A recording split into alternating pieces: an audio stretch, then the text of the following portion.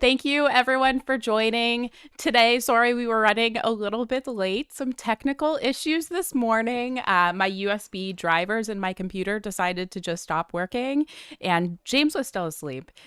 So we've been frantically trying to fix them. So apologies for that.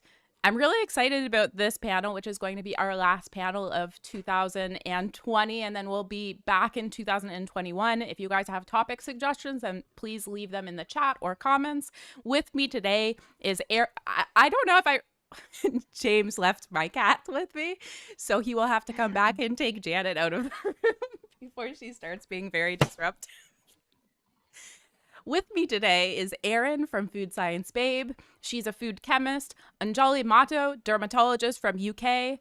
Michelle Wong, a PhD organic chemist. Joshua Wolrich, a surgeon, NHS surgeon from the UK. Jen Gunter is a OBGYN from Canada, and she will be with us shortly, and I will be admitting her. And anyways, I'm just going to start with my first question. So, from leading a clean lifestyle to all natural beauty and supplements, we are told time and time again conventional products are filled with poisonous ingredients, big pharma is out to get you, non organic food is full of toxins. If these statements are true, it makes good sense to spend a little bit more on clean, healthy products. But are they true? Should people expect to pay more? To pay more if they want to be healthy? I'm sorry, my cat is in the room, so sorry for my giggles. But I'll maybe give the mic to Erin first. Would you like to start? Oh, sure. So yeah, as far as the food world goes, I guess short answer, no. But so obviously you have a ton of different food labels out there. Anything from organic to non-GMO, different marketing words such as clean, even things like no toxic pesticides are now being used to market foods. So really, I mean, there isn't much behind these labels as far as telling the consumer anything about the actual nutrition or the safety of the food. So something like the organic label is going to have regulations behind it that food producers, farmers, they have to abide by. So there are actual regulations behind some of these labels. However, they don't translate into making the food any safer or any healthier. So really, you know, all of these labels, I like to call them fear-based marketing labels because they're essentially playing on consumers' fears of, you know, specifically the organic industry likes to sort of scare consumers over pesticide residues in conventional foods when in reality, organic uses pesticides too. And there's going to be, you know, pesticide residues on organic foods. And, you know, residues are regulated, food ingredients are regulated, and, you know, we know the safe levels. And as far as like pesticide residues go, they are tested regularly to ensure that they are far below the tolerance levels. And so I think there's a lot of just misconceptions around the fact that like these products are regulated and we understand what the safe levels are. And, you know, as a food scientist, different food additives, they have different regulations based on safety data, you know, what levels they can be used at and things like that. So really, I mean, none of these labels are telling the consumer anything very helpful about the product. You know, a lot of them are really just marketing labels. So would it be fair to say that you think that people don't have to spend more to be healthier? I would say, yeah, I mean, for the, as far as like these extra labels that cost more money, no. Josh, would you like to go next? Well, I was going to ask a question if I could of Erin, only because Erin's the expert here on the food science stuff. I just copy what she says because she's incredibly knowledgeable and really informative. But I was really intrigued about organic in general, because organic, we know that organic isn't necessarily any healthier. We know that it's also not necessarily any better for the environment, and there's quite a few studies that show that actually it may well be the opposite. Yep. What is there any, in an ideal world, is there any actual purpose for organic? What do you see as a food scientist? What do you see as there being, like, is there any benefit to it at all? Is there a situation where there is a good reason for why we should be following some of the things that organic has brought in to the industry, if that's something that's happened? Do you know what I mean? Like, I'm just Yeah. intrigued on that topic. So I think as far as like the farming practices go, like there are good, like things that have come out of organic farming that conventional farmers, are able to utilize as well. So I think, some good regenerative practices and stuff like can come out of that. However, when you start making regulations around it that don't allow for, a large number of different pesticides just because they're synthetic, when you start making regulations that essentially don't allow them to use practices and, genetic engineering, things like that, for no reason other than, it's not considered to be natural, that's where it sort of turns from something that maybe originally was actually trying to be better for the environment or something like that, and you turn it into a marketing label essentially. And so I think maybe it started, as farmers, kind of a grassroots thing of, we do think this is better for the environment. Now that we have more research and data, like, we know that's not the case. But I think just how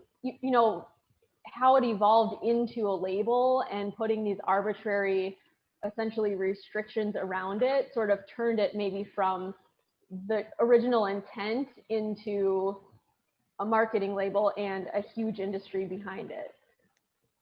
Yeah, that's always intrigued me, that stuff, because especially Yeah. all the conversations around clean, dirty, Right. non-toxic, toxic, organic, conventional, all that stuff. It's always intrigued me as to how any of that stuff ever came along.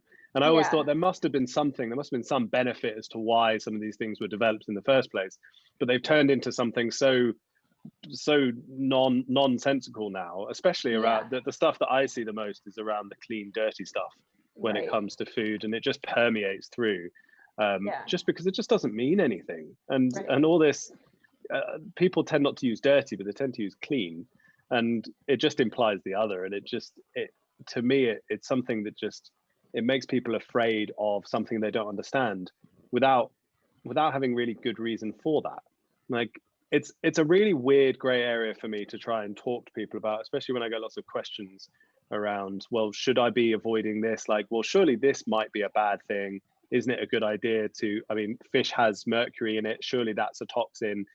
And there are so many gradients of, well, yeah, we should probably not be eating lots of fish that has mercury in it. That is a very valid statement to make, but it doesn't mean that we should call all fish toxic because there's mercury in it.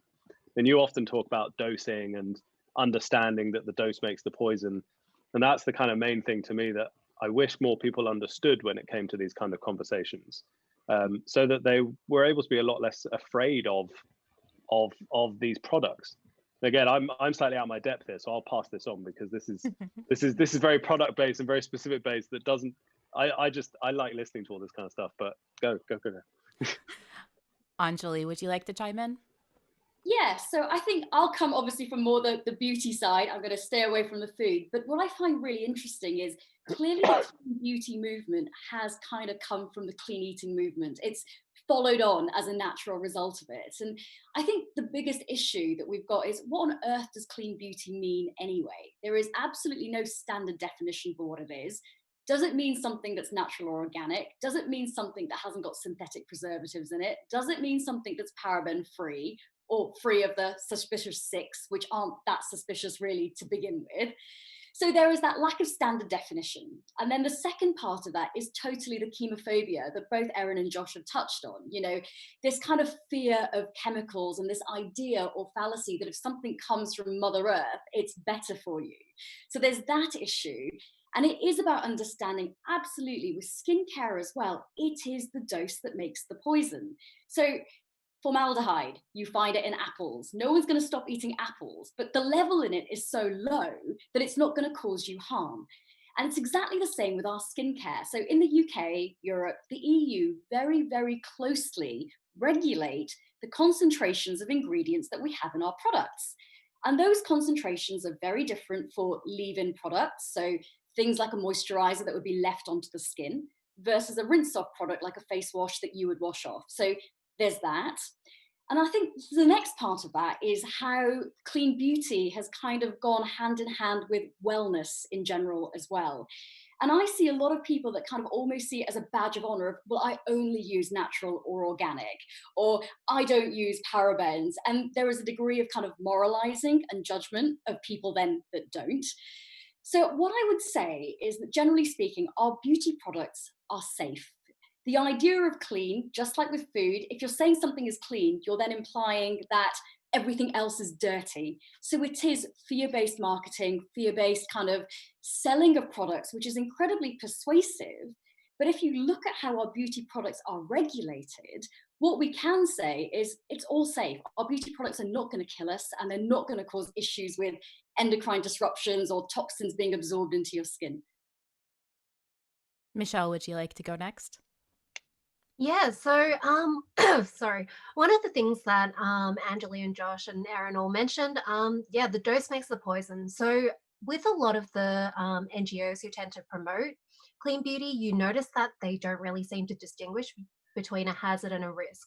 So hazards are things that are inherently dangerous in any substance without like recognition of the dose. So for example, like a hazard with water is drowning. If you inhale a whole bucket of water, you probably won't do very well. But if you inhale like steam, or if you drink a small sip of water, you'll be fine. But the way that the EWG, for example, seems to talk about their products is they list all of the hazards and then say, this is bad, look at all these things that could potentially happen. And because it's not something as familiar as water, it's really easy to fall into that trap of seeing it and going, oh, maybe that is really bad. Maybe I should avoid it. I don't want cancer. It's always cancer. It's always cancer and endocrine disruption and fertility issues. It's just the standard scary boogeymen of the clean beauty movement. So And yeah, autoimmune diseases. Don't miss them out. oh yes, I think that's less common in beauty. I don't know why. I'm guessing that yeah, I can imagine that is huge in clean eating. Yeah, so it's really funny because the EWG, in their methodology for how they put together their database of scary and not scary products, they actually do mention that risk is really important and you have to consider the dose, but then they just ignore it in all of their different, I don't want to say propaganda, but I am going to say propaganda. All of their pamphlets, all of the things that they send out, all the press releases that end up in the media. Oh, I might actually have something useful to input on this, which is great. It makes me feel needed. Vaccines. So relevant topic.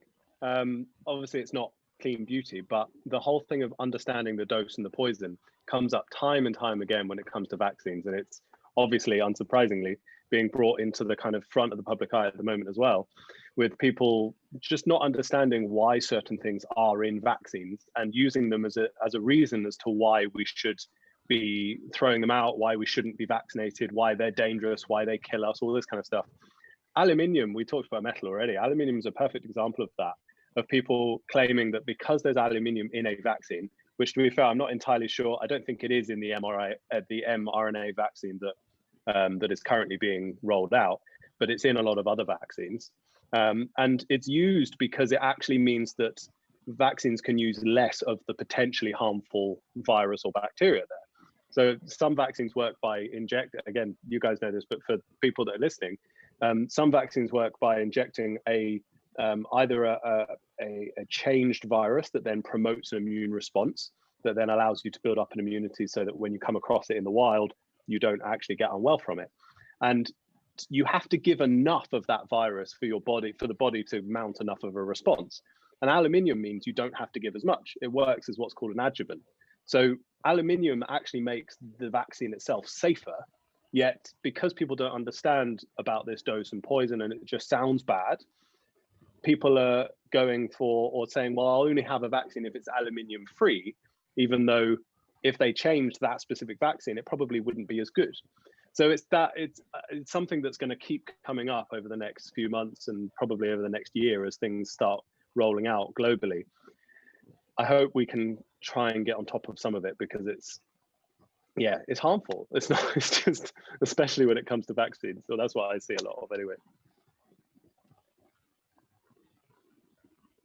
And just a reminder to everyone watching, if you have any questions, feel free to leave it in the chat. I only have 4 questions total, so there's going to be lots of time for your questions. But my next question is, the insinuation of this marketing message is, if you can't afford it or aren't willing to stretch for it, you can't afford to be healthy. How do these ideas impact the average person? Any takers for the first to answer? Okay, well, I mean, one thing I'd say is the big issue that you've got is wellness probably started from a good place, which is looking after your self, looking after your skin, looking after how you eat, the whole lot. But I think the biggest concern about wellness in general is it's become such an ideology of sorts rather than that good place that it started from. And there's almost this idea that if you don't engage with wellness, be that eating well or looking after your skin well, it's a sign that you're lazy or that you're weak-willed or that you don't care about yourself or your loved ones. So I think that's one of the big issues. I think the second big issue is when we think about sort of mental health and all the kind of positivity that comes out of being in the wellness space. I think that can actually be detrimental to people that have genuinely got mental health issues that can't just snap themselves out of feeling a bit low, which is what I think wellness drives in itself. And I think the problem with it is if you've got something that focuses so heavily on aesthetics as a marker of health, and I know Josh talks about, you know, your weight is not a marker of your health, just like your skin is not a marker of your general health. I think it can create a lot of shame in people that cannot afford to, because there's a great deal of privilege that's associated with it. But the second thing that I think I practically see in clinic are a huge group of women that will start cutting out a large number of foods because they feel that their food is impacting their skin, and that's what wellness tells them. Cut out this food group, that food group, and it creates a lot of disordered eating patterns around that. And then what it then means is that not only are you struggling to get that person's skin under control, they've also got a whole load of other mental health issues and food issues that have developed as a result of it. So I think it's the moralizing, the judgment, and the fact that it's almost like it's seduced intelligent, professional women down this slippery slope of, if you're really looking after yourself and you care about yourself, you have to be investing in all of these other things as well. So I think wellness started from a good place, but I think the way that it's headed is actually quite frightening. You know, I think it takes the piss out of the reality of the situation around health as well. That actually poverty and socioeconomics plays such a huge impact on our health. That's not a lie. Like, that does make a big impact. So you could take that broader term of, you know what, it requires money to be healthy, and go, actually, it does, but that doesn't mean that we should be buying organic wine from Gwyneth Paltrow. It means that we should be trying to change health inequities so that we have less of an impact of money on our health. So it pisses me off more than some of this other stuff, because it belittles the reality of the situation and the real conversations that do need to take place as well around just how much of an impact the socioeconomic status of an individual has on their health. And all it does is make the healthy slightly healthier, even if it is even going to do that. A lot of the times the stuff they're picking isn't going to do anything, but giving all of this fancy, expensive stuff, if it's going to make any difference, all it's going to do is just increase the inequality in society. It's not going to actually benefit people who really need it the most. All this stuff around, you know, let's just take something simple like vegetables. If people are going and spending more money on fancy organic vegetables from Whole Foods because they think they're healthier, they're going to get more veg in their diet, and that's great. They're probably going to be a bit healthier. It's not the organic, but they're eating more veg. But the people that really need to eat more veg still can't, because they are in a certain situation where they can't afford to, they don't have the ability to, they don't have supermarkets nearby where they can go and buy it. It belittles the whole conversation. Just to touch on a point that you just brought up, Josh, the idea that you might be healthier, maybe a little bit with some of these wellness type ideas. Sometimes it could go very wrong in the United Oh yeah. States. There have Yeah, been, yeah. actually around the world, sorry, there have Good been point. many cases of people getting very sick or even dying from, for example, within the last 5 years, turmeric injection, black salve administration. Injection. Yeah, in the United States, this happened. So that's not an anomaly. Sometimes people are taking supplements that they don't know what they're really taking, but they've been told that it's healthy, and so they'll take Mm. it. So even if they have the money to buy in, sometimes it still has those detrimental impacts. Oh That's yeah, right. no, no, good point. I've recently actually seen someone in clinic taking green tea extracts and resulting that, signs of liver damage. So again, all of this stuff, you're absolutely right. It does happen. It's like supplements aren't regulated. We don't know the impacts they have. And I think a lot of the wellness industry does involve, take this supplement for this problem, this one for this problem. And actually, no one's done any testing on them. It's only you incidentally pick things up when people come and see you. So I think it is something we need to be mindful of as practicing clinicians as well, for sure. Yeah, and then just things also like the Dirty Dozen lists that come out every spring. Again, it's scaring consumers over pesticide residues on conventional fruits and vegetables, which most people need to get more of in their diet. And, there are surveys that have shown that specifically low income populations will just buy less if if they don't have access either, in their store, or they don't have access financially for organic produce. They just won't buy as much at all, which is obviously going to be way worse. And so, it isn't just the fact that like it's false information. It can be very harmful too. And a lot of times, specifically the EWG tends to scare parents of young children. They'll do testing on kids' foods, and like obviously that they do that on purpose. Doing testing for glyphosate on Cheerios and stuff like that, scaring parents into buying the organic version of Cheerios because they think they're poisoning their kids. And so obviously, especially, now during a pandemic, the fact that they even came out with their Dirty Dozen list this spring. And, sometimes I look at the comments in some of the posts when they're talking about glyphosate residues, and, these are all well below the tolerance levels, they're safe levels, and they're scaring, they're scaring consumers into even just like throwing out foods that they have at home. And especially this year, it's like it's going to be potentially less safe for you to take an extra trip to the grocery store. And so it's just kind of ridiculous, the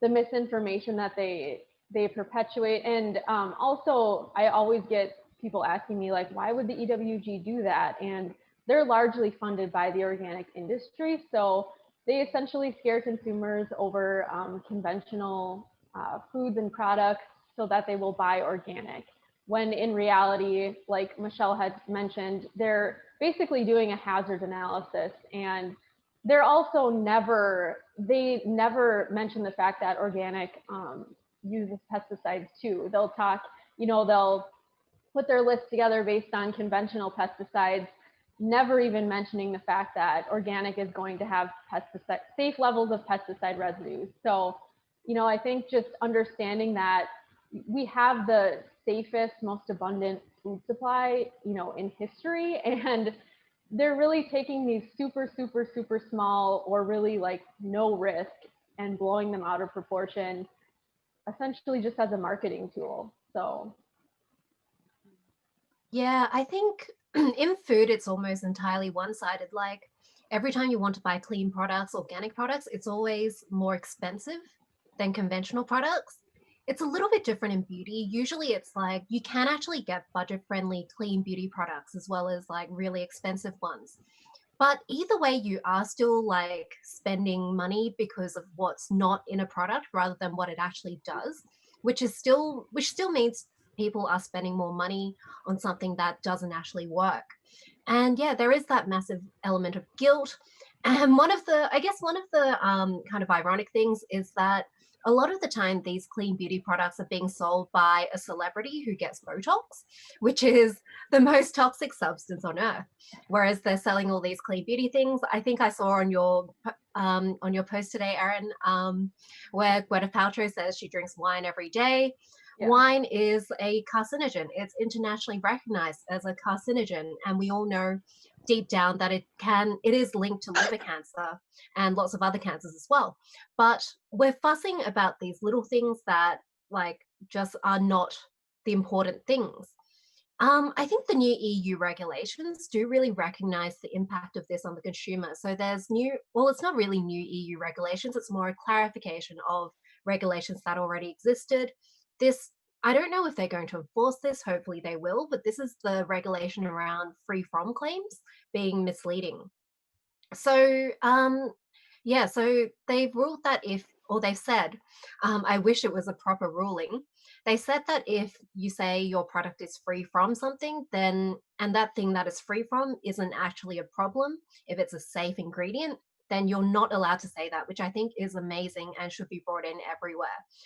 It makes a lot of sense because there's research around GMO free products, and the fact that seeing that makes consumers think that GMOs are bad, even though scientifically they're fine. So I think, yeah, there is, even in that marketing, that becomes education for consumers, and it doesn't lead to a smarter population. It doesn't make us make better decisions about our health.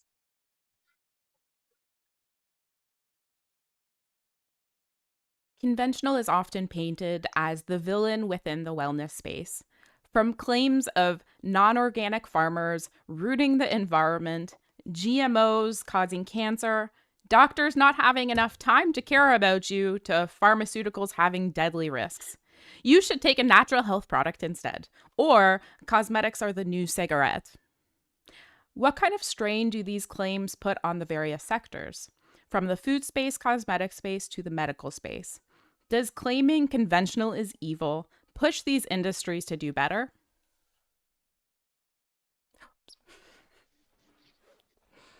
No.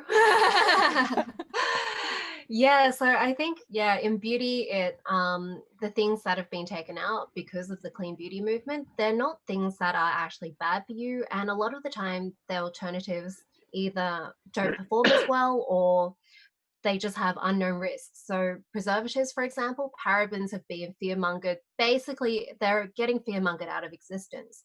But they are one of the safest preservatives we have. We have really low allergenicity rates. You only need them in tiny, tiny amounts, so they're not really irritating either. And yeah, so now people are getting rid of this, and you're getting under-preserved products, which lead to infections, which I'm sure Anjali can talk about. We're getting things that have alternative preservatives that don't work as well, again, under-preserved products, and we're getting high concentrations of preservatives that don't work well and are more allergenic, like MI, which I'm not even going to try to pronounce it it's past midnight. I can't pronounce that word. Yeah, so it's just giving us crappier products for a premium. Yeah, I agree with that actually. I mean, one of the most practical things that we are seeing is that massive spike in allergies to MI and MCI as a result, to be honest, which is it's a real issue. I think the main thing though is what we end up with is a situation where you get fear and panic in your consumer or your patient. You get wasting of resources because half the products don't work or do what they say they're going to do. So it's wasting money. And then from a practical medical point of view, I think one thing that you see is it can also delay medical treatment. People don't end up getting the treatment that they actually need. And then they're worse on psychological health as a result of that, particularly with a number of skin conditions. I mean, one of the things that drives me slightly crazy is in terms of skin and cosmetics and beauty, cosmetic products are not supposed to be able to deal with medical problems. That would make them a pharmaceutical if they were able to do that. And I feel like I see so many people that will come to clinic and they have spent literally hundreds to thousands of pounds on skincare, thinking that's going to fix my cystic acne, for example. And there is no degree of getting the right face wash or the right moisturizer that will do that, because something like acne is a medical problem. It is not a cosmetic problem. And what you see are people getting increasingly frustrated because they're swapping from one skincare product to the next, to the next, to the next. They've wasted lots and lots of money, and they're feeling worse because their skin's not getting any better. So I think the thing that worries me the most is how there is a delay in people actually seeking help. And that's something that does concern me. Yeah, we say, I mean, cancer is a big one. And, just kind of, I think it's a really interesting conversation, this one. And because I think you can go both ways with it, but there's definitely a lot of harm that convincing the consumer that these non-conventional products are better can just bleed over into people's general healthcare as well. So it's if you spend your whole day picking paraben-free shampoo and then picking all of these fancy skincare products that I don't know about, but all of that stuff is going to make you more likely to believe when those kind of same people go, oh yeah, but also like an alkaline diet will prevent you from ever needing to have treatment for breast cancer. And it just bleeds. And even as Anjali was saying, even when people aren't picking these alternative treatments as their sole treatment, but they're kind of like trying them out for a bit and then they're going to the doctor, that delay, especially when it comes to things like health, makes such a huge difference. And it impacts people's risk of death when it comes to things like cancer. It impacts people's general health when it comes to other conditions. It's really, really scary. The reason I said there was a flip side is because I think you asked initially about whether it actually makes the medical profession better, whether it makes these kind of professions better. And although I don't think this is a good argument, I think there's a really interesting element where, especially medicine, I'm not quite sure about some of the other industries, but where we need to start recognizing why people are finding solace in these things. And so I think there's an element here where we should be getting better, and especially when it comes to women's health. And I'm not the person specifically to be talking about this, but some of the stuff that I have seen around a lot of the topics that people seem to buy into and are more likely to buy into tend to be the topics around women's health. Autoimmune diseases are far more likely to affect women than men, for example, and that's one of the reasons why autoimmune diseases are one of the key things. Infertility, PCOS, all of this kind of stuff. Yeah, all of these conditions tend to be latched onto, and in my opinion, a lot of that is because as a medical profession, we've been so shit at treating women, and still are. Like, we need to recognize that's still going on. That we don't diagnose a made-up condition of female hysteria that doctors used to treat through genital massage. Not making that up. Look it up. It's weird. But we don't do that anymore, thank goodness. But we still do. We still delay giving pain relief to women in A&E versus men. We still give them antipsychotics more than analgesics. There's a lot of stuff that goes on still that we tend to brush under the rug because we don't really want to admit that it's going on. But there's a lot of poor healthcare being given specifically to women, and that leads people down a route of just having less faith and having less trust in the medical profession, because we haven't been researching conditions that we should be researching properly. We haven't got good answers for certain conditions properly, and these other people are promising solutions. So as much as it's not a good thing to stress that, I do think we need to start paying a bit more attention as to why it's happening and get better, so that we're never going to fix all the problems, because it's not all entirely our problem, but some of it is. And I think we need to get better at recognizing that and start admitting it so that we can start changing it. I think that's true. I think people are being failed by modern medicine, and that holistic approach where we look at everything, including lifestyle, is something that as medics we haven't done well. And if people have got chronic illness and they are vulnerable, you can see why they're led down that path, because when you're desperate, you will throw anything at the problem to get better. So I agree, actually. I think we need to be looking inwards as well as a profession to see what we could be doing better. Yeah, so I think for the food world, I think a lot of it is just based on, like I've said, just a misunderstanding of what exactly organic farming versus conventional farming actually is. And I think people view it as like two completely different things, when in reality, like, organic is a subset of conventional. Essentially, it's a system of exclusion, excluding like I said earlier, just different pesticides based on nothing but the fact that they're synthetic, or not allowing for GMOs just because they don't have a good reputation. And I think, I think people, I think the biggest thing is when genetic engineering started, it wasn't communicated effectively and very well to consumers. Like activist groups like Greenpeace got a hold of it and started scaring consumers before that education piece was there. And obviously, it's so much easier to scare consumers than it is to educate them, especially on something like genetic engineering that might be a little bit confusing. So I think it's tough now because now, that's been like 50 years of people not understanding what a GMO is. And so now you have the non-GMO label where a consumer that has no idea what even a GMO is, they'll go to the store and it's like, oh, all these products say non-GMO. So obviously GMO must be bad for some reason. So, I think a big part in the food industry is just not really informing consumers. And then, like it doesn't help that the non-GMO project, they say, in all of their marketing materials and on their website that they're educating consumers, when in reality, all they're doing is scaring consumers over the term GMO.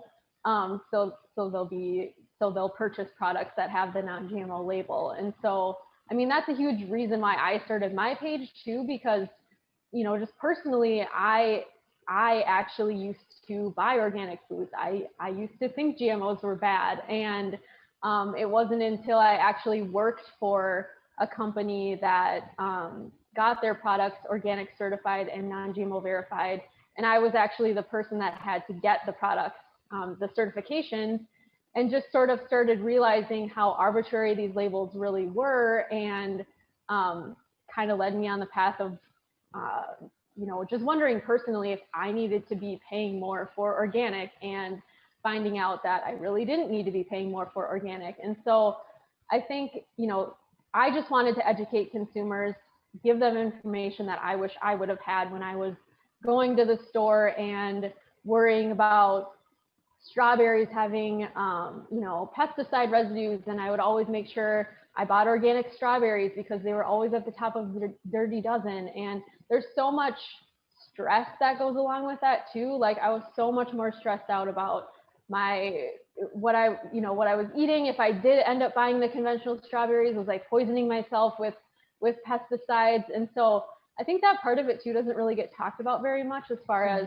the stress that goes along with thinking that you could be poisoning yourself if you're purchasing these conventional products. And, once again, if you can't afford them, worrying that you're harming yourself somehow. And sometimes that stress could be even worse than the actual foods themselves. And really just, getting into, I know personally too, when I was sort of, along the clean eating train and that kind of thing, there's specific ingredients that will be picked out from certain food bloggers, and like there's no reasoning behind it. It's just like, avoid this ingredient because it's bad, and it's like there's no explanation as to why it's bad. Typically it's just that they have no idea what it even is. And so when you start eating that way, you all of a sudden have like a list of all these ingredients that you're looking for and making sure that you don't eat them. And it's super stressful, and there's really no reason to be stressed out about that or to be avoiding specific ingredients. It's more about your entire diet overall versus like these little ingredients. And a lot of times they're just preservatives that are actually making the food safer. And a lot of times, specifically preservatives will be called out as bad. And I just think it's kind of ridiculous because it's making the food safer. It's making it last longer. It's reducing food waste.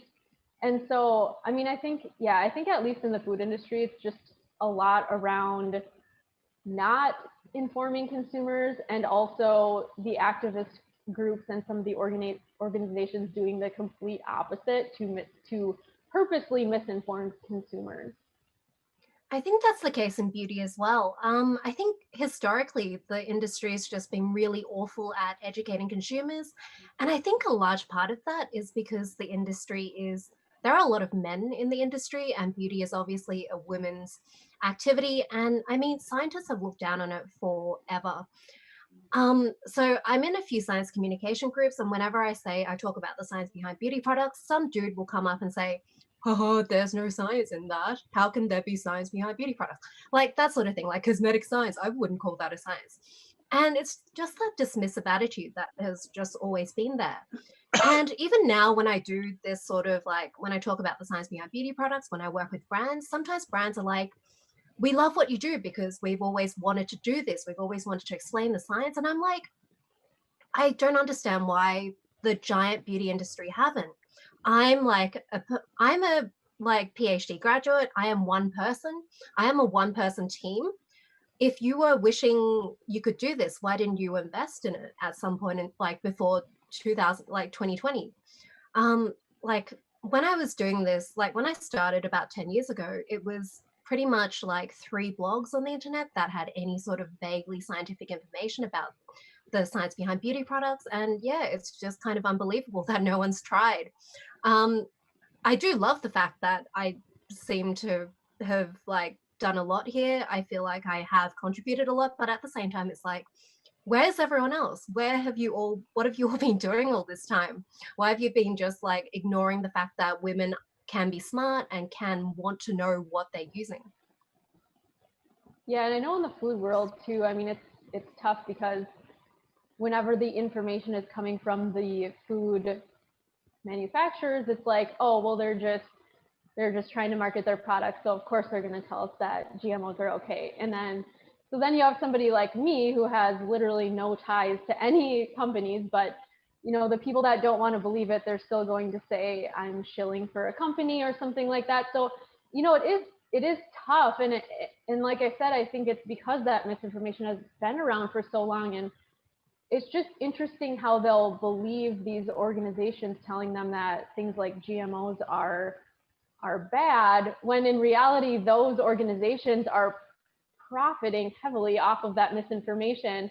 But then when you have a company actually trying to communicate the evidence-based information, you know, around something like GMOs, it's always like, well, they're just trying to sell their products. So, you know, I think you know, it's tough as well just for individuals because, you know, I'm sure all of us get messages all the time about we're shilling for big food or big pharma and things like that. So yeah, I think companies do need to do a better job as far as, you know, I just want one food company to stand up against the non-GMO label and just be like, we use GMOs and this is why, and, you know, tell the benefits of them and how they can benefit the environment. And I wish a company would do that instead of just going along with the marketing and sticking the non-GMO label on. So I really think, you know, I think food companies do need to, or just companies in general, like need to help get that information out there versus just going along with the labels and being like, yeah, we're going to sell more with this label, so I'm going to put it on there.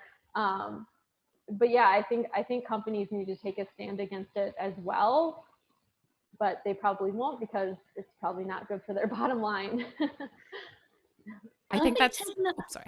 Sorry, I was going to say, taking that a step further, one of the other issues though is false balance and the way things are reported across both nutrition and skin in terms of 2 opposing viewpoints, be that on a panel or in a newspaper or in a women's magazine. And clearly one is scientific fact and the other is somebody's opinion, and platforming them together at the same time almost discredits that actual scientific consensus. And I think that's another thing as well, that at the other end, when all of this stuff is being reported, the companies can do so much, but there needs to also come a responsibility from the people that are actually physically doing the reporting to make sure that the science is understood. And this is something that I suspect probably all of us have probably struggled with at some point, where you may have been put on a panel or asked to speak with a group of people, and one of the viewpoints is just it's just not evidence-based. And then you think, well, what do I do now? Do I say something? Do I say nothing? Do I, so I think it's really difficult, and it's really tricky to handle that. And I think one of the things that I think I'm going to do moving forwards is be really like, if I'm asked to do something or to do a talk with somebody else, and I know that viewpoint is slightly out there or slightly woo, I think the correct answer from me now is to say, no, I'm not going to do it, because of that false balance otherwise that people are going to see. Mhm. You guys brought up so many good points.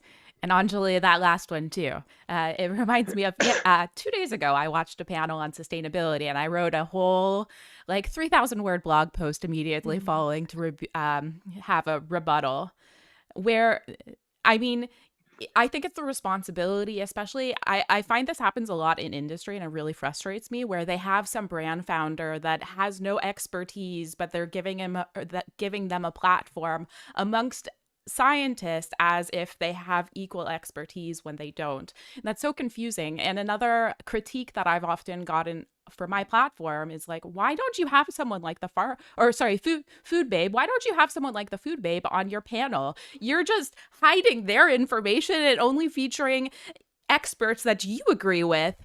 So you're cherry picking experts. Well, that's not actually what's happening here. I vet the experts that come on the platform, and I truly think that that is the responsibility of all platforms to do. You should be vetting the experts that you bring forth. Michelle, you brought up a really important point about the industry not being very good at, or the industries, I'll only talk to the cosmetics industry because that's obviously in my wheelhouse, but not being good at communicating science. And then Erin, the whole point where these big companies, instead of featuring their scientists, they just bend to consumer demand. And you can see that with Revlon joining with the EWG. Their scientists Procter know and better. Gamble. Yeah, Procter and Gamble with the EWG. Their scientists are some of the best in the world. They have regulatory toxicologists on their staff. Their products are safe. The only reason why they have combined with the EWG is for marketing. Instead of they could have taken it upon themselves to communicate science. The other thing is within some of these conglomerates where they have world-leading scientists, like L'Oreal scientists, some of the best cosmetic scientists in the world. When I reach out to them to hopefully, and I have a lot of friends that work for L'Oreal, and no shame to you, this is obviously not your fault, but it's frustrating to me when there are these leading scientists that can't come onto my platform because their employer won't let them. Why is that happening? There's so much more to say, but I have one more question before I start asking the chat questions. So I just want to get through these questions. And Michelle, if you have to leave at any time because we're now past midnight, feel free. Feel free. So my last question. It's not uncommon for activists to harass scientists, experts, and anyone who dares disagree with what they believe. It seems there is an ongoing campaign against established knowledge and credible experts. Some say we are heading towards the death of expertise. President Obama called it truth decay. Could you guys weigh in on how the alternative wellness space has affected members in the scientific community, medical community, or the other expert communities? And are we heading towards the death of expertise within the wellness movement? Maybe. I don't know. It's really, really hard. And I think my opinion on this question changes depending on what's going on at that period in time. I think if you'd have asked me in the month following my mask video going viral, I would have said, yes, it's killing everything, burn it all down. Just because when you start getting subject to things, when you start getting subject to harassment and trolling around a topic that you know is sound, that is true, it can really feel like you just don't care. You're just like, I don't want to, I'm not bothering anymore. But then part of me, especially in relation to the stuff that I talked about a bit earlier around some of our responsibility, especially when it comes to medicine, around some of our responsibility of treating people badly and kind of encouraging this growth of alternative is that a lot of this kind of reprimanding sometimes that I see can sometimes push people even further away. And it's this really hard balance. I think I might have gone slightly off topic to what you're talking about, but this is what's in my head right now. It's this really hard balance to kind of figure out how to encourage truth and what's actually real with this information, whilst not belittling the reasons why people have been tricked in the first place. Especially when, again, vaccines is relevant, but especially when it comes to things like vaccines as well, where if we're going down this slightly difficult route of labeling everybody who has questions or concerns about vaccines as a stupid anti-vaxxer, and that doesn't help, because there are people who, it's not just black or white. There are people on whole range of the spectrum where, if we start labeling people as stupid and that they're just like, we should just ignore them, and oh, you're just killing the truth and stop spreading all this stuff, we can start pushing them further into the woo and into the wellness. So yeah, I think back to your actual question, I think there has been a bit of a death of experts, and we saw that with things like Brexit, where there was a lot of encouragement of why should we listen to the experts. We saw a lot of that with President Trump getting elected 4 years ago. We've seen a lot of that with the pandemic, of people going, well, why you just have an agenda because you're an expert. And I don't really know what the solution is to that, but we need to get better at doing something about it, because we are heading down an interesting and a dangerous path in regards to people automatically not believing someone that knows what they're talking about, which is scary. I think some of it, like from like my old day job and my, I guess, hobby now is teaching. I think some of it is like, you are educating, but part of it is performance art. Part of it is also like, I teach high schoolers, and part of it isn't just educating. A lot of it is also empathy, like understanding what they respond to, understanding how to get them on board with you. And it is kind of like, it does feel a little bit manipulative, but at the same time, I think, yeah, as scientists and experts, we have to be empathetic. We have to carefully craft our message. We have to preempt the questions that would come. We have to see it from their perspective and explain it at their level without being condescending.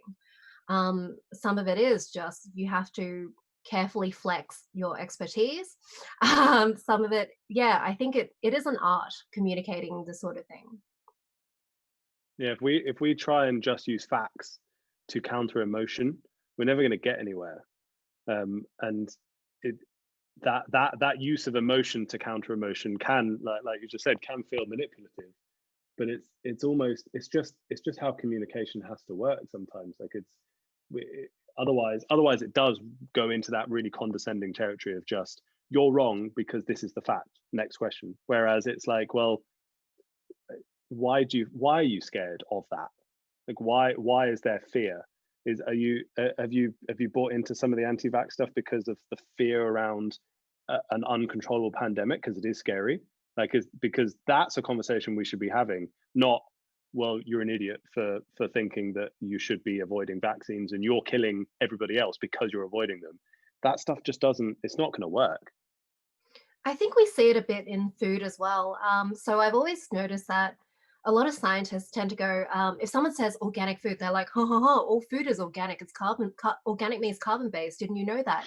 And it's like, yeah, I'm sure that's a great, like, that made you feel good, but that's like, no one is thinking that. Like, no, that doesn't help anything in terms of education. It's like, it's just a smart ass comment that, yeah, I don't know why people say that. It's such a stupid comment. I get that so much, like in the comments of my posts when I talk about it. And yeah, it annoys me too, because it's like, that's not what they're talking about. But yeah, I feel like it's and it's tough too when you do have like a ton of comments and messages. Obviously you can't respond to them all with like, an emotional sort of like response. But yeah, I think just coming from it, and I personally too have felt like people respond better when they understand that I fell for some of these labels in the past. Like, I'm not coming at it from a perspective of like, I've worked in like the food industry and when I went to school, they taught me about all, like, I sort of had to figure it out a lot on my own. Yes, working in the food industry helped, and I sort of, you know, brought me to where I am now as far as understanding that those labels aren't necessarily what I thought they were. But, you know, I think it does help as well to let them know, like, yeah, I fell for this too. I'm not, you know, I'm not trying to to say that you're dumb for falling for these labels. Like, you know, specifically the organic industry has done an amazing job at, you know, scaring consumers over conventional foods. And so the fact that people are confused, it, you know, it makes sense. Like, why wouldn't you be confused? You're not getting, you're mostly getting the misinformation. So yeah, I think just personally, I've noticed it has helped when I do share that I have fallen for some of these labels, and I used to think a lot of the things that I kind of, you know, speak out against now, I used to think the opposite. So I'm going to come at it from a slightly different angle, and I'm probably coming up from it from a place where I've experienced a lot of trolling over the past few months. And one of the things that I would say is science communication is really hard. It's really difficult. Not only do you have to have the information, but you have to be able to engage with people in a way that they understand. But it does, every time you put your head up above the parapet and say something first, you're clearly going to be open to attack. And one thing that I would say is, you know, I created a platform thinking I want people to get good skincare advice. And over the past few months, and this is probably, Josh, where you were at with your, after your anti-mask, you know, the mask video that you talked about. But you get to the point where you're like, what is the point? I'm being attacked and I'm being vilified when actually the information that I'm giving is good quality information. And that is actually quite, I mean, you know, I think of myself as a now middle-aged kind of resilient woman with good mental health. And the effect that like constant trolling over the past few months has had on me, I've been quite shocked by, like anxiety, not sleeping well. And that's for somebody that's fairly well adjusted. So I think that there is genuinely a concern for people that communicate science and find themselves targets, because there are issues with confirmation bias and people cherry picking and echo chambers and all of the things that we know. And what's really interesting as well is I think the people that find themselves targets of trolling, it's not the same if you look at the data on who gets trolled. So a couple of years ago, the Guardian newspaper in the UK looked at a decade worth of trolling comments on their website. So they reviewed like 70 million comments.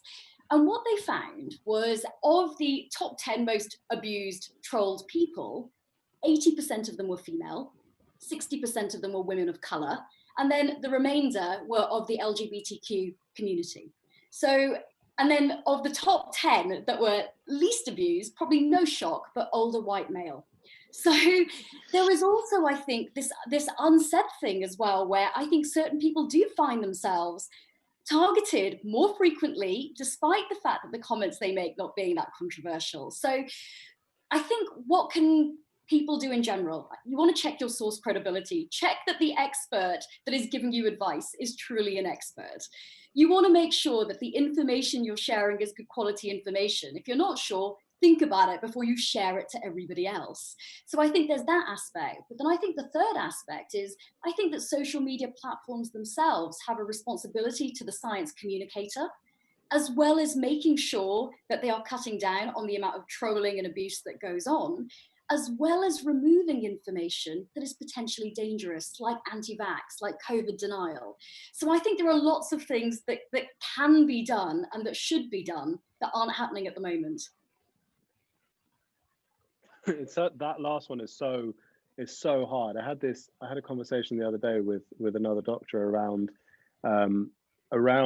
for example the GMC, so our regulator, around whether and when they should be stepping in when it comes to, for example, doctors claiming that saturated fat is all a lie and we should all just be eating lots of butter.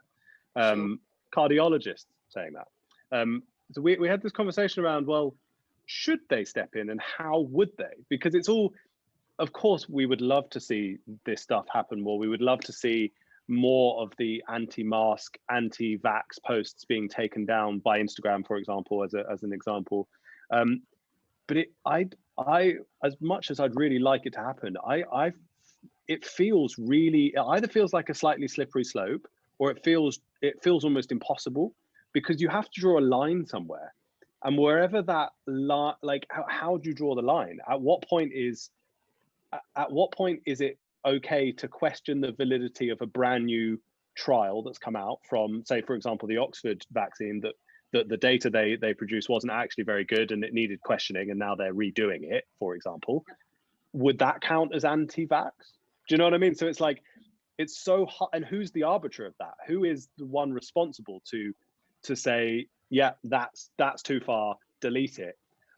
I'd love to see there be some form of doing that, some way of doing that. I don't know how it's going to be done, but it feels difficult, because it feels like it will just shift the goalpost and things. I don't know. Yeah. I know I'm on your side. Yeah. I completely I know agree. that. My worry, I though, just don't know how. Yeah, I think the worry, though, is if nothing is done, what you're going to find is a whole load of people that don't want to do this, that want to have to do that communication. And actually, this is at a time where we need experts to be communicating. And that's my big concern, that it's going to put people off altogether. Go, you know what? I don't need that hassle. I don't need to do it. I'm busy with my life. I'm busy with my job. I'm busy with everything else. And that's the big concern, because then who are the voices? Yeah. Oh. Times. And I don't know the answer either. Well, that kind of reminds me of our first panel that we did as a panel on YouTube. Consider the following: critical thinking in the misinformation age, if you guys want to give it a watch. But one of the things that we were talking about is around kind of what you were talking about just there, Anjali. But then a lot of people perceive that as censorship. And then that was like a big taboo. There were quite a few people angry. And I can understand, and exactly to the points that Josh was just making.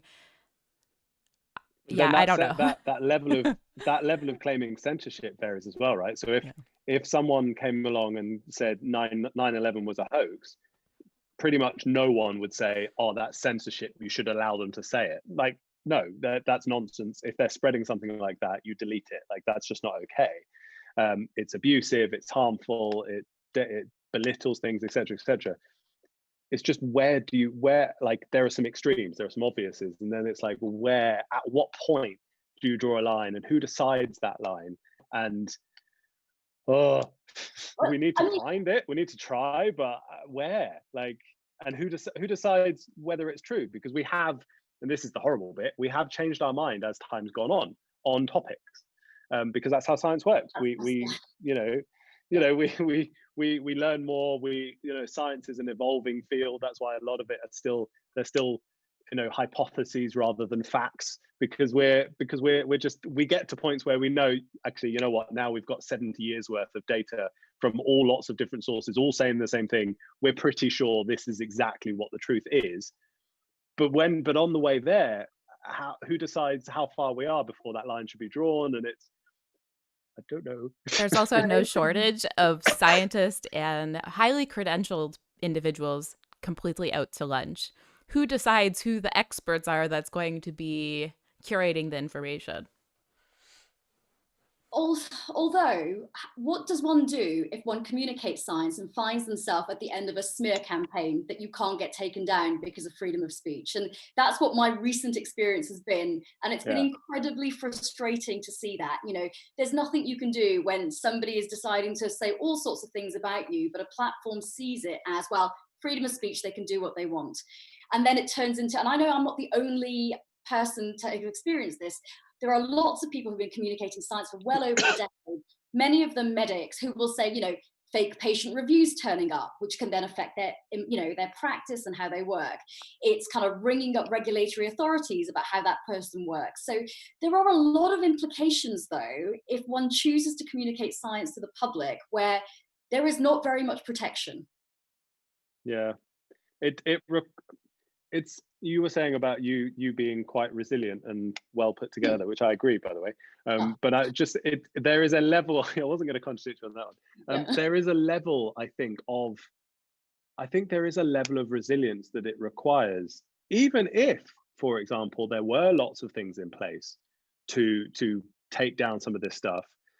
I'm not sure whether we can ever remove the need for resilience when it comes to science communication on social media.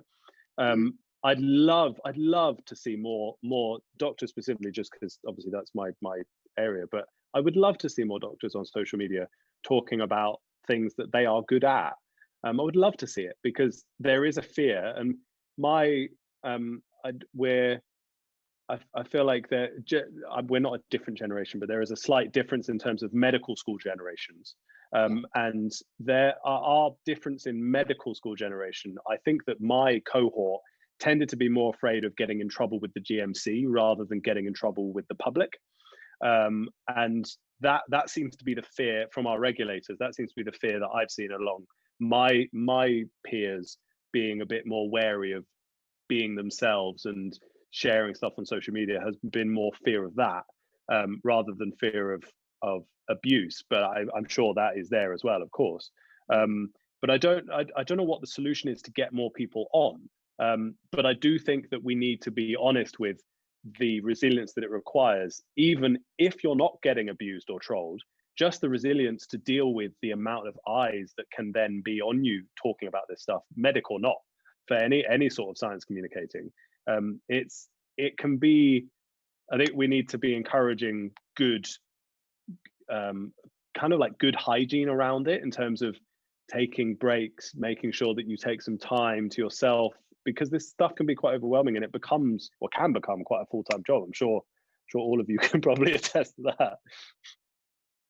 And maybe just to highlight some additional individuals who have been featured on my platform who have experienced similar things as you, Anjali.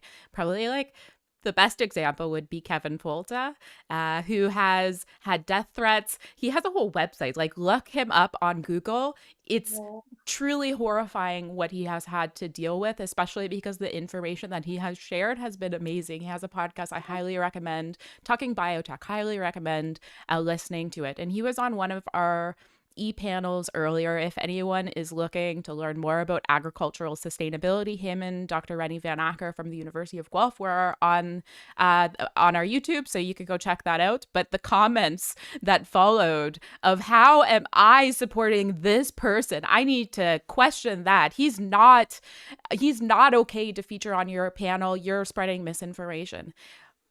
Worryingly, some of these comments were coming from someone in my industry that is apparently a sustainability expert in North America.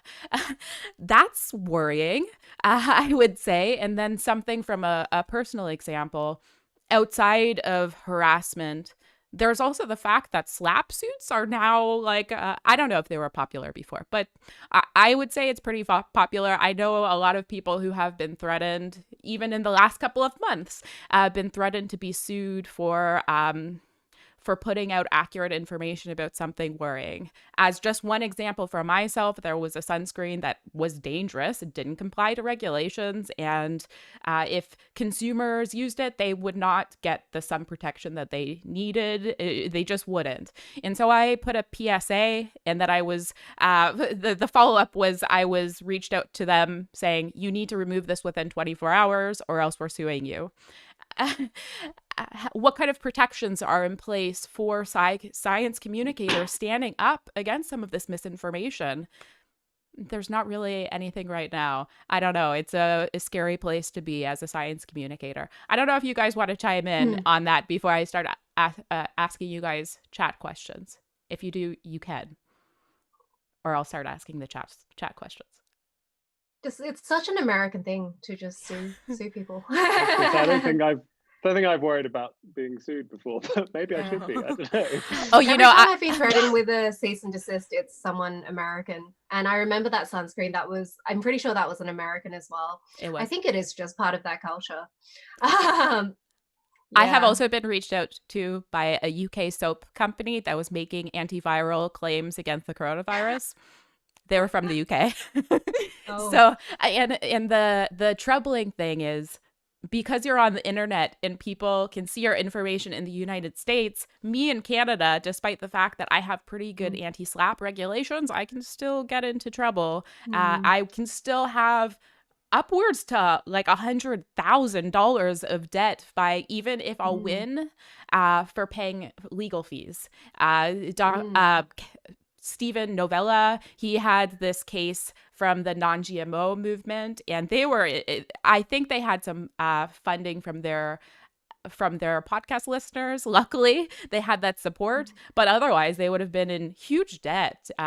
Surely that's something we need to think about moving forward. How can we better protect science communicators? Okay, so I'm going to start asking the questions from the chat. So this one was from AS. What are your thoughts on a diet filled with packaged and preservative-laden food?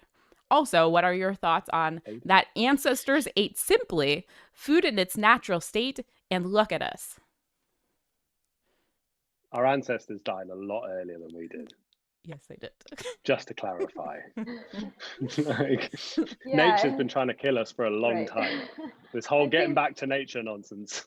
Yeah, I think that's such a false dichotomy as well. Like, when I think that's a big misconception with my page too sometimes, is that when when I'm talking about different food additives and, clearing up misinformation about packaged foods and processed foods, I'm not advocating for a 100% ultra processed food diet. Like, I don't think anyone would be advocating for that. And also, I'm not a dietitian, so I think a lot of misconceptions around my page as well is that I'm telling people how to eat, and I'm not. I'm just clearing up misinformation so that if you were afraid of something, or if you were afraid of conventional food, if you're afraid of specific food additives, maybe you could make, you can use that information to make a different, more fact-based decision. And so, yeah, I don't think anyone's necessarily advocating for a 100% packaged processed food diet.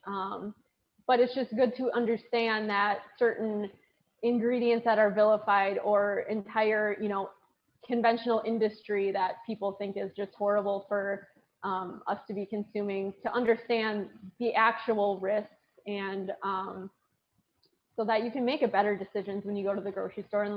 And like I had talked about earlier, not being stressed out about, poisoning your children with Cheerios or something silly like that. So I don't think it's necessarily about a 100%, processed food diet or something like that, but it's just understanding that these things that are blown out of proportion in the media, they might not be as big of risks as you think that they are. Also, the fact that we don't recommend a fully processed food diet is not because the preservatives are going to kill us. It's because we miss out on stuff that the unprocessed food gives us. Like, we do miss out on some of the nutrients if that's the only thing that's in our diet. And processed food is worse when it comes to satiety. It's harder to listen to our body and understand when we're full and things, when if the food is entirely processed compared to not. So those are the reasons. It's not because we're actually secretly like in agreement that preservatives are going to kill us. Like, it's that there's so much benefit to the opposite that's why we wouldn't encourage solely one. But at the same time, we shouldn't be afraid of that being part of our diet either. Like, it's not one or the other.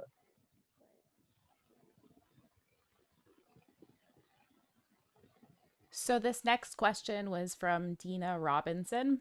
Do you think clean beauty, clean eating, wellness overall is ableist? People who have legitimate concerns being told that it's their fault.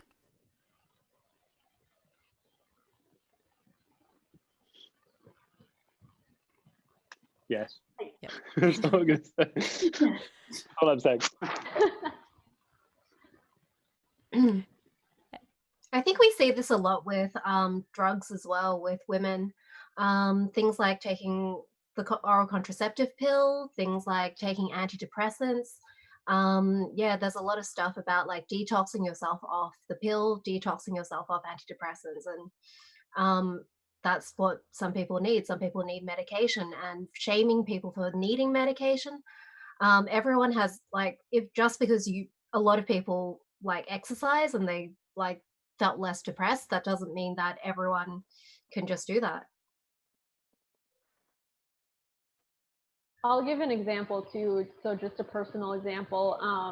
There was an account. It was probably, I don't know, a few months ago, but talking about the little like infant puff products. So it's like when babies transition from pureed foods to solid foods. You know, a lot of people are very against any sort of cereal or processed puff products. They think that your child should go, you know, start eating exactly what you're eating, and whatever, fine, that's fine if that works for you. But anyway, somebody was saying that this puff product that was essentially just oats, maybe some flavor and like a gram of sugar or something, but it was just a easily dissolvable thing for a child to transition from pureed to solid foods. And they were saying that it was toxic, and I think it was actually a doctor that was saying it, so people were listening. But they were saying that you shouldn't feed your child these puffs, they're toxic. And me personally, I was really annoyed with it because my daughter has cerebral palsy, and we didn't know if she was ever going to be able to eat solid foods. And that was the first solid food she was ever, you know, able to eat, able to pick up. We knew it was safe because they easily dissolved, so we didn't have to worry about her choking on it or anything like that. And so just things like that you see. I mean, even things around people saying you shouldn't buy cheese shredded already because it has some cellulose added, or some different ingredients that wouldn't be added if you shredded it yourself. And, you know, there are people out there that they can't physically shred their own cheese. And so they're not poisoning themselves if they're buying shredded cheese. Just silly things like that, where maybe we don't think about it as a consumer that has the ability to do certain things, or, you know, their kid was able to go straight from breastfeeding to eating vegetables. I don't know, but that's not the case for everybody. And I think specifically telling people that they are, you know, poisoning their kids, or poisoning yourself if you're eating shredded cheese, it is ableist, because sometimes that does allow people to be able to prepare foods for themselves, whereas they would normally potentially need some help with certain things. So there are a lot of things like that that are very ableist. And something I see a lot on wellness pages and on cosmetics pages, I recently shared a post about sugar specifically, but vilifying individual food groups, especially on a public platform, and saying this specific post was saying, stop eating sugar, it's bad for your skin. If you have sugar, you're going to have acne, making very bold claims that, I mean, it's there's a lot more to it. And when you put that kind of messaging out there, who's reading your post? And what are the impacts that's going to have? I don't know, maybe Anjali, just because you speak so well on this topic, the impacts this has specifically around encouraging eating disorders. I mean, I honestly think this is something that I see a lot of in clinic, and I'm fully aware that, you know, my clientele is 25 to 45-year-old, predominantly female patients, and a lot of them do have acne, and a lot of them will try and modulate their diet in an attempt to control their skin. And acne is one of those, you know, people have tried going dairy-free, gluten-free, sugar-free, but it gets to the point where people are literally cutting everything out of their meals. Like, they're scared to eat anything. And then you do start seeing the development of orthorexia type behaviors. And there's one person I've mentioned in a panel before, but she was a girl whose mother was a cake maker or a chef and made all these beautiful cakes. And this girl had terrible acne. And she cut out dairy and sugar and gluten, the usual lot. But it got to the point on her birthday where her mother could not make her this beautiful cake that she normally would. And she ended up sticking a candle in a carrot because that is the only thing that this girl would eat and blow the candle out on. And it's such a sad story in so many ways. And the biggest thing is she still had acne despite that, because cutting those foods out didn't make her skin better. But her relationship with food had become so damaged as a result of reading and seeing posts. And then, you know, it's one of those things, you see things like that enough times, you start to believe it. You start to believe that maybe diet does have a part to play when it didn't. So I think we just need to be really, really cautious about the restrictive kind of food behaviors, particularly skin and diet together combined can create. And the final question that I'll ask from the chat is from Pia. Do you think social media has a greater responsibility towards fact checking these matters? Journalism has dropped the ball, but where do you see, if any, the role of social media in all this too? I just want to also make the point, I've covered media in quite a bit of detail, like news, for example, and the impact of, we want information fast and free, and that has really damaged the quality of information across the board. We expect free information from content creators as well, and the expectations are huge.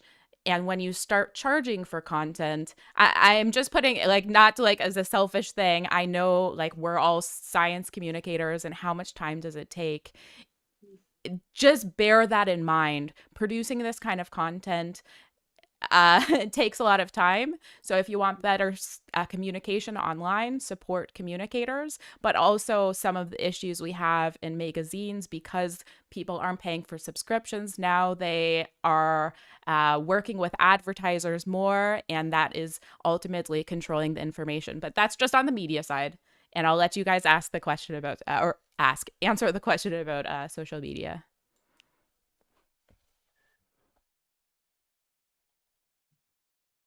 Anyone? I'm really sorry, I forgot what the question is. Do you think social media has a greater responsibility for fact-checking information? You can also weigh in on the content creation side of things for the I guess, issues with producing quality information today, if you'd like. Do you know, I think it's a really tricky one to answer, because, you know, the obvious answer is yes, of course it does have a responsibility, but I think we are probably all aware of people in our respective fields or industries that one as an outsider would see as an expert, but in actual fact the quality of their information is quite questionable. So that makes it really difficult. So, because I know that there are some groups, certainly in the UK, that have talked about a green tick and a green verified tick for health professionals or experts in their fields. But I've always felt with that, well, you could give that to, for example, every single doctor you wanted, but it doesn't mean that all of that quality of content they're producing is going to be good. Not everybody can be an expert in everything. Like, I can talk about skin, but if you want me to talk about another bit of the body, I am not your person to do that, despite being a doctor. So I just don't know how it would be managed. I think the only thing that you can do is just check that the person that's giving advice is an expert in the field that they are giving advice about. And also, if you really I think we talked. Oh, go on. Well, I was just going to I say. think we talked about that. We'd already talked about a lot of that earlier as well, in regards to how you would have social media platforms actually, like, where they would draw the line between clamping down on information. So I think it's, there's no good answer to that.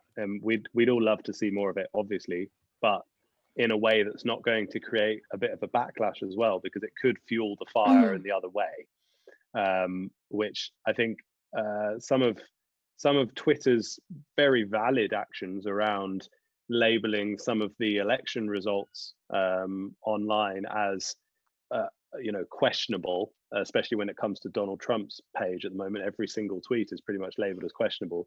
Some of that, although that's very valid and is true, a lot of that seems to have fueled more of his supporter base to rally against traditional media and say that that's why it's all been a hoax, and that's why it's all been fixed, because look, all of these companies are doing it still. So it's a treacherous line to walk. I don't envy the people in charge of that at all. And I'll just end it on that final point that I was going to make, that I said it before. If you really like certain content creators' content, consider joining their Patreon page. Erin has a Patreon page. Michelle, do you? No, You not have a yet. mug. I just got one. You could buy a mug like this and support her. Thank Anjali you. has a book. Josh, I don't know if you have anything.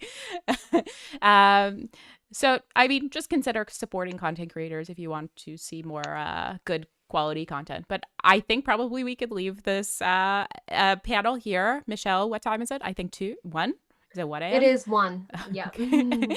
And then we started so early because we were supposed to start at 6:30 in the morning for Erin and 11:30 at night for Michelle. So the time zone was quite tricky for this panel.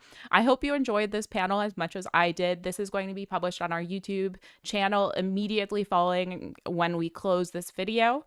If you like this panel, we've got a lot of other panels from agriculture to clean beauty to nutrition and so on and so forth. If you have a suggestion for a future panel, please leave it in the comments. I'm going to be back in 2021. So right now I'm taking suggestions. So if you want to see your topic cover, then again, leave it in the chat. Thank you so much. Thank you to our wonderful panelists. I'm sorry for the technical issues. If you're wondering why I look like I'm in a fish tank right now, our USB driver on my computer kind of failed right at the start of this. So apologies for that. But again, I hope you enjoyed the video. And thank you again to our wonderful panelists. Thank you. Thanks. Thanks. I think that stopped.